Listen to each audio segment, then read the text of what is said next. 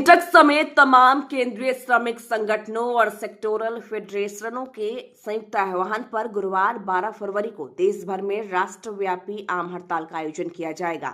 इसकी जानकारी इंटक के महासचिव ए.के. झा ने प्रेस वार्ता में दी। उन्होंने बताया कि केंद्र सरकार की श्रमिक विरोधी, किसान विरोधी और जन विरोधी नीतियों के खिलाफ यह हड़ताल बुलाई गई है।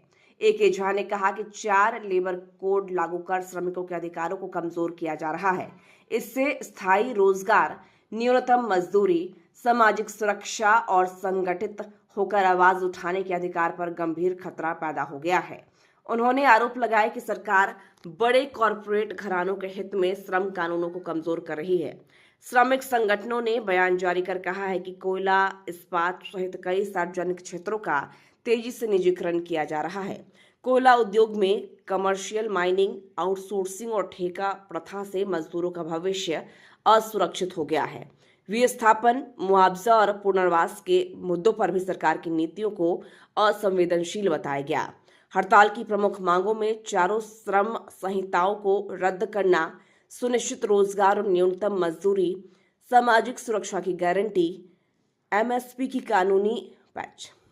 हड़ताल की प्रमुख मांगों में 4 श्रम संहिताओं को रद्द करना, सुनिश्चित रोजगार एवं न्यूनतम मजदूरी, सामाजिक सुरक्षा की गारंटी, एमएसपी को कानूनी दर्जा और सार्वजनिक क्षेत्रों के निजीकरण पर रोक शामिल है। संगठनों ने 12 फरवरी की हड़ताल को सफल बनाने की अपील की है।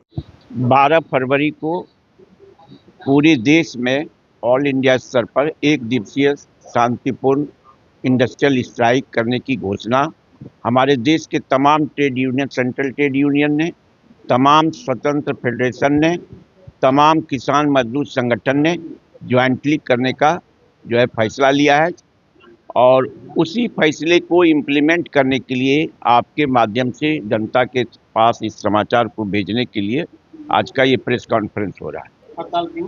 हड़ताल का मुख्य कारण कई बिंदु हैं, ज्वलंत सवाल है, जिसमें से 4 लेबर कोड का मामला आज सबसे बड़ा ज्वलंत।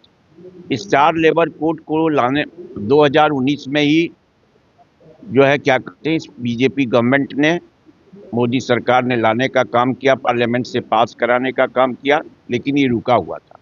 अभी हाल में इस मोदी गवर्नमेंट ने, हमारे इस बीजेपी ने इसको इम्प्लीमेंट करने का आदेश जारी कर दिया है और इस लेबर कोड से 29 कानून जो मजदूरों के हित का कानून था, जो ब्रिटिश हुकूमत के दरमियान भी, आज़ादी की लड़ाई के दरमियान भी लोगों ने पाया था, उस कानून को भी समाप्त कर दिया गया। और अब ये नया कानून जो है, ये मजदूरों के लिए घातक है। ये पूर्णतः पूंजीवादी परस्त नीति है, पूंजीवाद समर्थक नीति है।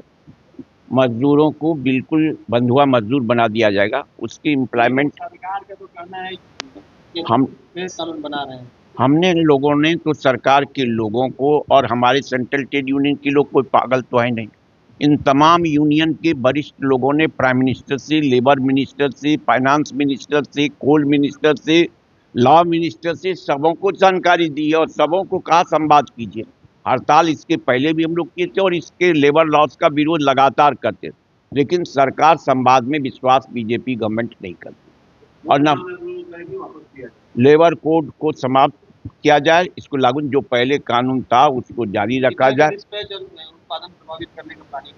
अब आप तो हमसे ज़्यादा जानते हैं कि पूरा कोल इंडिया में स्ट्राइक तो होगा ही, इसके अलावे और जगह होगा, आउटसोर्सिंग भी बंद होंगे, सब बंद रहेंगे, सार्वजनिक प्रतिष्ठान सभी बंद रहेगा। संगठन जो आप लोगों के साथ नहीं आ रहा, सिर्फ भारतीय मजदूर संघ। बीसीसीएल प्रबंधन की जिम्मेवारी है, ये एक परंपरा है, वो सरकार के अधीन है, सरकार की भाषा, उनका बोलने का अधिकार है।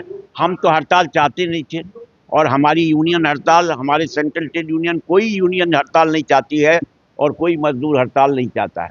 लेकिन हड़ताल कब, जब उसकी जिंदगी का सवाल है। आपने सेना के साथ नाइंसाफी की, अग्निवीर लाकर उसकी शहादत को छीना।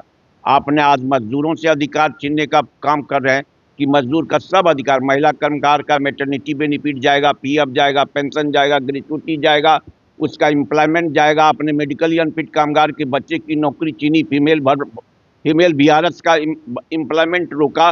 आपने जो है डेथ केस के एम्प्लॉयमेंट को रोका, आपने जमीन के बदले एम्प्लॉयमेंट को रोका, पुनर्वास पुनर्विस्थापन के अतिको सैकड़ों केस हमारा पेंडिंग है। हम लगातार संघर्ष कर रहे हैं। हमारी हर यूनिट लेवल से देश लेवल पर हमारी तमाम यूनियन एक साथ ज्वाइंटली एक्शन कर रही है। आप कोई फैसला नहीं ले रहे हैं। आखिर ये जनता की चुनी सरकार है, मजदूरों की चुनी सरकार थी। इसको दमन करने के लिए, सिर्फ पूंजीपतियों की मदद के लिए हमने सरकार बनाया था। हमारे पास जब संसद में, सरकार में हमारा सुनने वाला कोई नहीं रहेगा तो हम सड़क पर आवाज उठाएंगे।